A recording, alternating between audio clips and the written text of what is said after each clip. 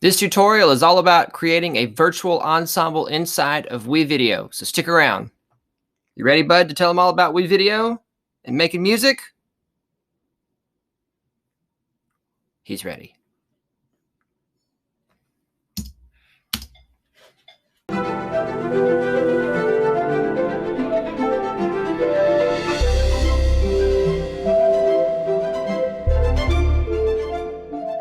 Hi and welcome. This video is all about making a virtual ensemble inside WeVideo, and I'm going to walk you through the steps to create a virtual ensemble. And what you need to do is inside the software here. Stick around to the end. I have some additional information for you and a little surprise for you at the end. And if you have any questions about using WeVideo to make virtual ensembles, or just questions about virtual ensembles in general, put them down in the comments. I'd love to hear from you. All right, so let's get into WeVideo here, into projects. It's asking me if I want to save and exit because I was deleting some things. And all right, so this is my project here, tutorial virtual ensemble that I've created here for this video. If you're a teacher watching this, when you do create the project, you might be interested here to know what kind of project to make. I'll put that in a separate video and link it up in the cards here, since we want to stick to the virtual ensembles here. But there's some different kinds of projects you can make inside of WeVideo, and some different things to consider when you're doing that. So just click on that link and we'll talk about that separately. But suffice to say, here we go. Here's this video that I've linked up. Students, when you're choosing the project here, you're going to click on the projects tab and you're going to see a list of projects that you should already be connected to through the different groups, okay, through your class, okay. You may need to go into shared with me, but it should already be there. If it's not showing up there, check in the shared with me, okay, there on the screen to make sure, because you're going to be just saving your video, okay, your ensemble here in the project, not hitting the finish tab, okay. Let's keep going. All right, so I'm going to click on New Video Edit, which is what I would do to first start making the video to be, part of the virtual ensemble here. And they have lots of different templates, but we are going to be filling up the screen with musicians, so we just want blank edit here, okay? And what my students see, or what you should see here, in project media, which is the video that I have shared with everyone that everyone can see, you're going to drag that down, okay, into the timeline here, into video 2. Actually, we're going to put it in video 1. I'll tell you why in a minute. And here I am playing the D major scale. 3, 4, intro, 2, 3, 4, get ready, 2, 3, 4. And you can see I gave plenty of count off and talked to the class about, I'm going to tell you get ready and then play. All right, so I gave them, 4 measures of 4/4, 3 measures of 4/4, excuse me, there to come in, and then I play the scale. Okay, probably I want to practice one time playing along to it. All right, before I record, you do still need to practice. Yes, you can delete and redo it as many times as you want, but I find it's better to actually just like have a little practice session, then hit the record button, because there's something about hitting the record button that makes us nervous, right? All right, so let's get the cello out and play along. Hello, students. I just want to insert something here so that you understand what you're looking at here in the project. Your screen will look like this. So while we're talking about the actual recording, which is what we're going to watch next, because there's some different stuff on the screen, yours should just have the click track or the metronome track in it, okay? And after you record, there'll be this part over here that you recorded. All right, and we'll come back to this here in a second after we watch this next part about getting the recording in. Okay, here we go. All right, so I have my cello out ready to go and my headphones. And just a note about headphones, if you have this style headphones, you're going to want to, play with one side off, although these are open air headphones, which allows a lot more of the sound from the outside to come in. So I have actually played before with them on both ears. And if you're interested in these kind of headphones, I'll put a link down in the description. But since it's kind of hitting the peg here at the moment, I'm going to play with one side off. And it does allow you to hear it better, okay, your instrument having one side off and one side on. And it would be the same, okay, with the earbuds. Okay. And there is a specific instance where you would definitely want to use earbuds instead of these open air, open side headphones. And I'll show you that in a minute. Okay, so I'm going to click record. And if I was playing by myself or maybe putting down the metronome track or the first track like I did, like you're going to see, then I would just need the webcam.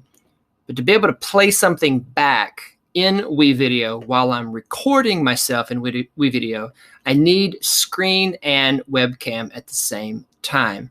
Because the idea is that all of the tracks, the click tracks, metronome tracks, whatever students are going to play to are going to be in WeVideo. And if you do webcam, you can't play anything back in WeVideo unless you have two windows open.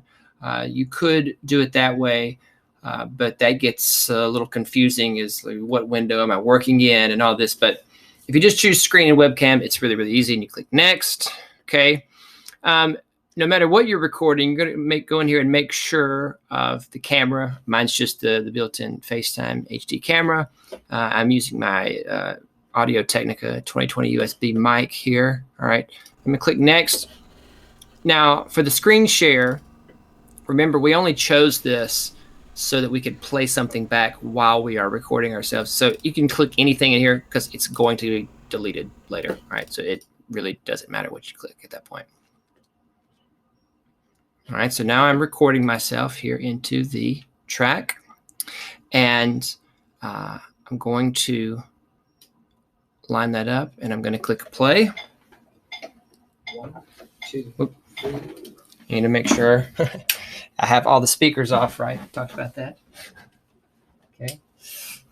I only want the recording going through my headphones, right? Because I want the microphone to pick up my playing or my part in this ensemble. And I'm just going to play along to the D major scale here.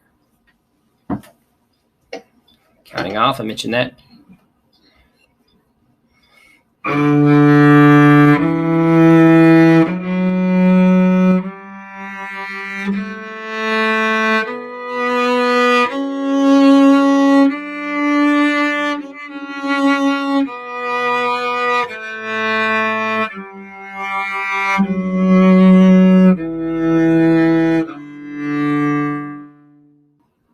Okay, so as soon as you're done recording and you hit stop with the screen share, this is what your screen should look like. You'll have the click track over here or track of me playing with the metronome, sitting over here, okay, in video 1 where we put it, and then the new screen share recording that you just made of you playing along to this right here.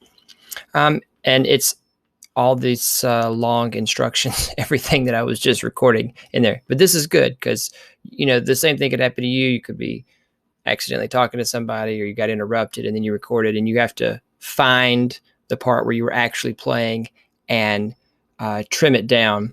So the first thing I'm going to do, as I mentioned, the screen share portion, we're not going to keep it. We only did that so that we could play something in the background. So we're just going to hit delete. Okay. And then we're going to click on this, and we're going to open up the volume. All right. And see if we can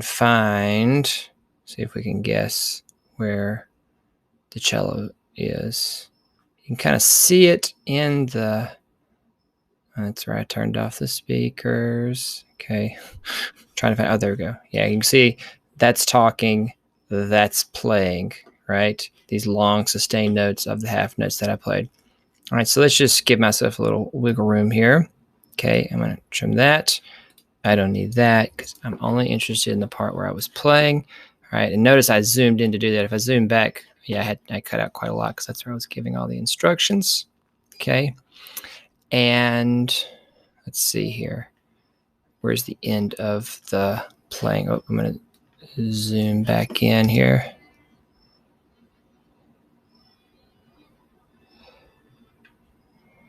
Getting to the end of the scale. Here we go. Don't care to have me talking or hitting the stop button. Okay, there we go. All right.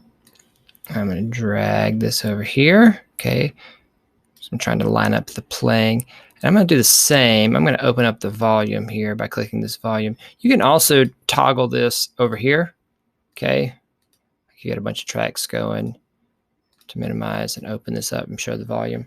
All right, and let's zoom in here. All right, once I have my recording and I feel good about it, all right, well, I'm going to show you how to trim off the other part in a second.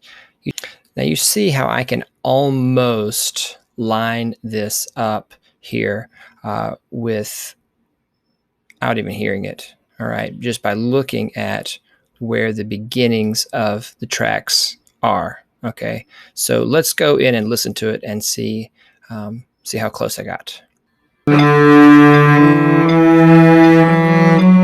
As you can see up here, this cello, this version of me is way ahead. Okay, all right, so remember this is, so I'm going to scoot this way.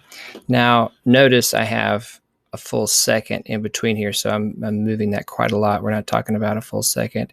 If I really want to move this a small amount, I'm going to magnify this. I'm going to zoom in on the clip on the timeline here, and let's try again. And remember, so I know this doesn't look like it should be lined up, but at this point we're going to use our ears to decide. All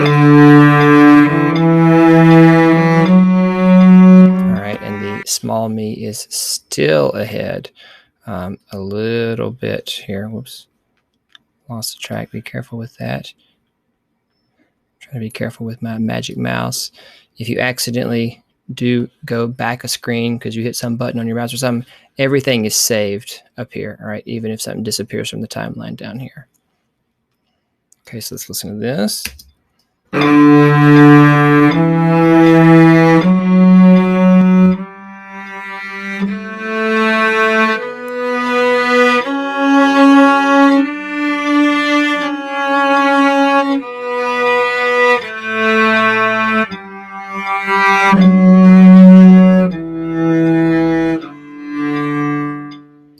I'll listen to the whole thing, make sure I like it. That's pretty good. We will keep it, okay? Now I want to trim the ends off together here, okay? And to do that, I'm going to make sure I have no clips selected. See the orange box is around that one, and the orange box is now around this one, all right? So I'm going to click down here just off the timelines. And so when I hit these scissors, it's going to clip both of them at the same time, all right? And then I highlight both of them, hit delete, and it's gone. Oh yeah, and let's zoom like this. And remember when I said we're going to put the click track here down in video 1, that's because it is full screen, and I knew it was going to make this one size 0.3. We're going to go into sizing in another video. If I had left this in video 1, okay, and then dragged this little video down to, I'm sorry, if I had left the original in video 2, excuse me, and drag this down to video 1, then the little one would have gotten covered up and I would have been wondering where it is. All right, so when you first drag me down to play along with, okay, put it in video 1, because whatever's on top, and I'll mention this again, is what's on top of the screen. Let's go back here. Again, we're listening before we edit. 4. I don't want the 4, but I want the beginning of the playing. And you can see where there's a little bit of silence. Again, I'm going to click off so nothing is highlighted because I want them both to get cut at the same place. Here we go. Drag them back. All right. And there they are. All right. And then I have my virtual ensemble. Okay.